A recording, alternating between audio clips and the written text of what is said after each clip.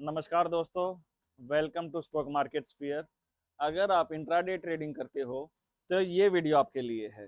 देखो, आज हमारे टॉपिक का नाम रहेगा वॉल्यूम। वॉल्यूम से हम क्या करेंगे? ट्रेडिंग करेंगे, वो भी इंट्राडे की। तो आप देखो कि इसमें हमारे क्या रूल्स हैं। रूल्स पहला क्या रहेगा कि हमारा टाइम फ्रेम जो रहेगा ना वो 5 मिनट का रहेगा। 5 मिनट की कैंडल से हम क्या करेंगे? ट्रेड करेंगे।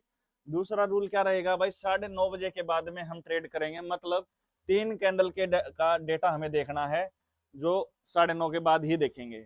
उसके बाद ये क्या हमें देगा? एक स्टॉप लॉस दे देगा कि भाई ये आपकी लाइन है, इसके नीचे डेंजर है, इसके ऊपर रहोगे तब तक आप सेफ रहोगे। तो ये वाला चीज भी बढ़िया है। कौन कौन लोग इसको कर सकते हैं? इक्विटी में अगर आप ट्रेड करते हो तो आप कर सकते हो, फ्यूचर में करते हो तो भी आप इसको कर सकते हो। ऑप्शंस के लिए ये नहीं है। अगली चीज, अगर स्टॉक 5% से ज्यादा अगर 9:30 बजे तक बढ़ गया तो हम उसमें ट्रेड नहीं करेंगे। तो ये इसके कुछ एक रूल्स थे जो हमें पता होना चाहिए था कि कैसे क्या काम करते हैं। आज तारीख है 23।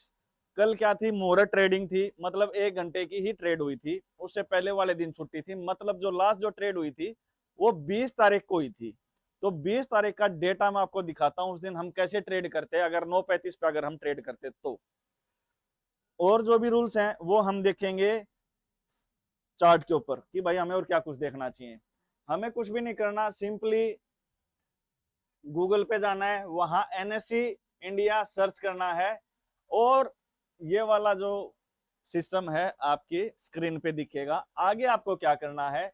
आगे हमें क्या करना है? इधर क्या दिखेगा आपको? Market data. तो इसके ऊपर हम क्लिक करेंगे। मार्केट डेटा पे अगर हम क्लिक करेंगे तो हमें जो चीज चाहिए वो आएगी। अब देखो भाई, यहां देखो भाई, ये आ गया है सारी की सारी चीजें। इसमें आपको दिख रहा होगा गेनर्स और लूजर्स, मतलब उस दिन जिस दिन हम ट्रेड कर रहे हैं उस दिन के टॉप गेनर्स और टॉप लूजर्स। तो हमें बाइंग करनी है तो हमें क्या देखना है? टॉप गेनर्स देखने हैं। टॉप गेनर्स के ऊपर हम क्लिक करेंगे तो ये सारा का सारा क्या आ जाएगा? Active gainers.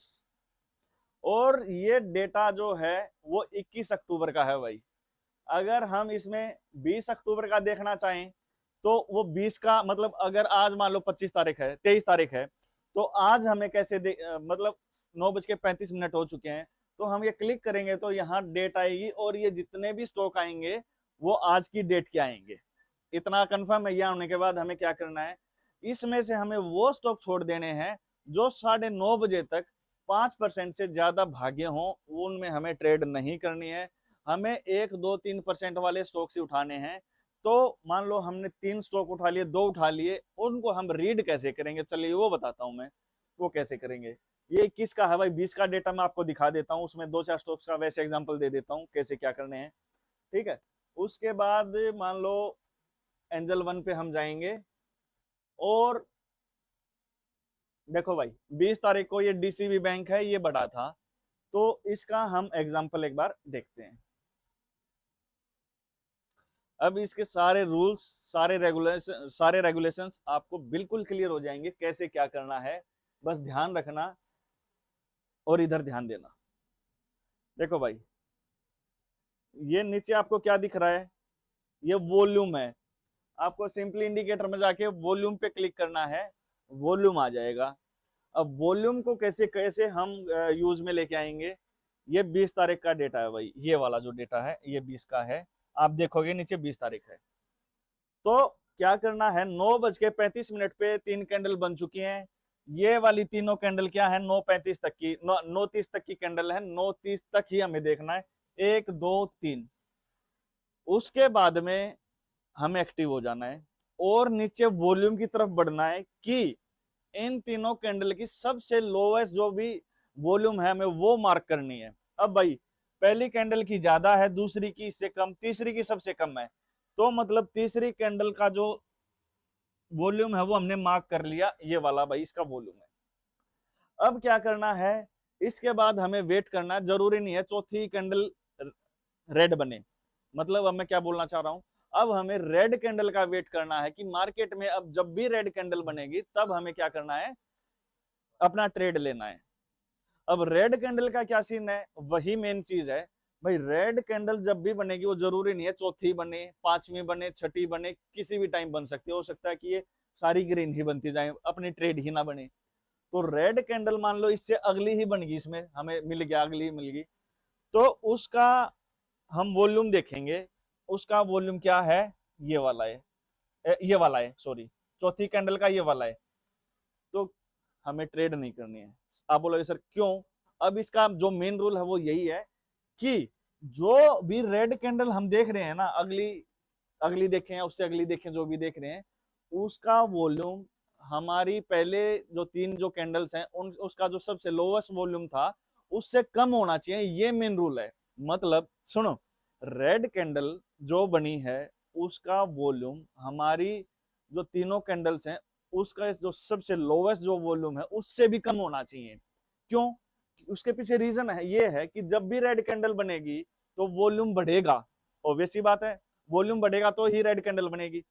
तो हमें वो कैंडल देखनी है जिसमें वॉल्यूम ना बढ़े बट प्राइस गिर रहा है, वो हमारी परफेक्ट एंट्री होगी। अब मन मन में आप अंदाजा लगा सकते हैं क्यों, क्योंकि वहां से सेलर्स इतने हावी नहीं है। मेन रीजन ये है। समझे होगे तो ठीक, अदरवाइज नहीं समझ में आया है तो वीडियो को दोबारा देखना मैंने क्या बोला है। तो देखो तीसरी चौथी कैंडल क्या बनी है, ये बनी है, बट इसका वॉल्यूम काफी हाई है, नहीं करेंगे। अब अगली रेड कैंडल का हम वेट करेंगे कब बनेगी, उससे अगली ही बनेगी। उसका जो वॉल्यूम है वो काफी ड्रॉप हो गया है, काफी नीचे आ गया है। तो ये हमारी क्या है, बिल्कुल अलर्ट कैंडल है।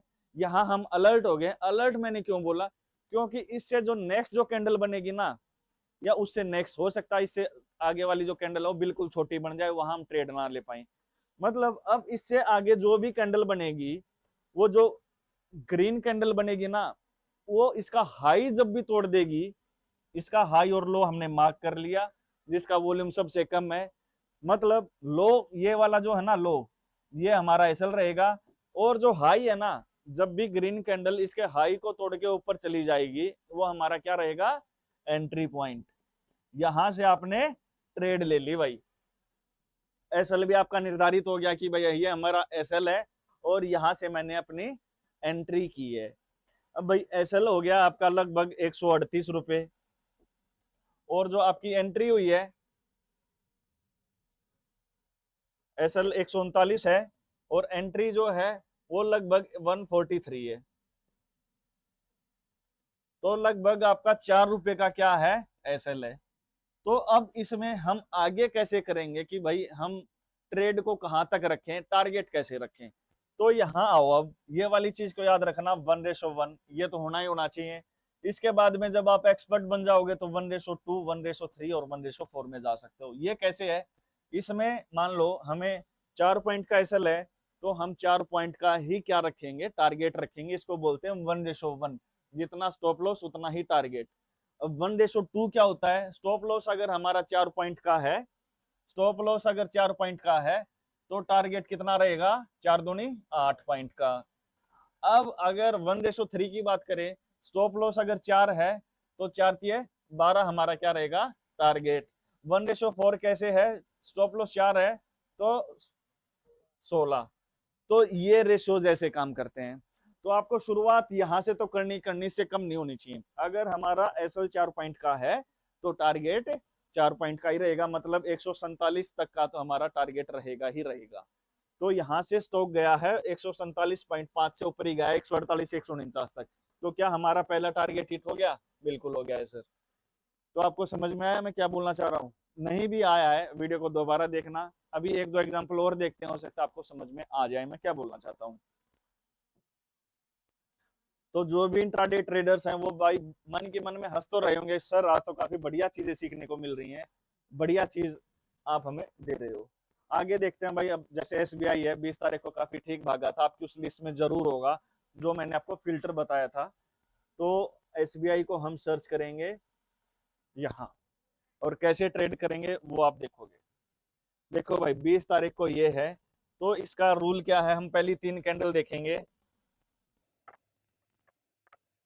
रूल क्या है, पहली 3 कैंडल देखेंगे, ये पहली, ये दूसरी और ये तीसरी। अब इन तीनों में से सबसे कम वॉल्यूम हम देखेंगे किसका है, थर्ड कैंडल का सबसे कम वॉल्यूम है ये वाला है भाई। तो अब हमें इसके आगे क्या देखना है, रेड कैंडल कब बनेगी उसका वेट करना है। इससे अगली ही कैंडल क्या बनेगी, रेड कैंडल बनेगी।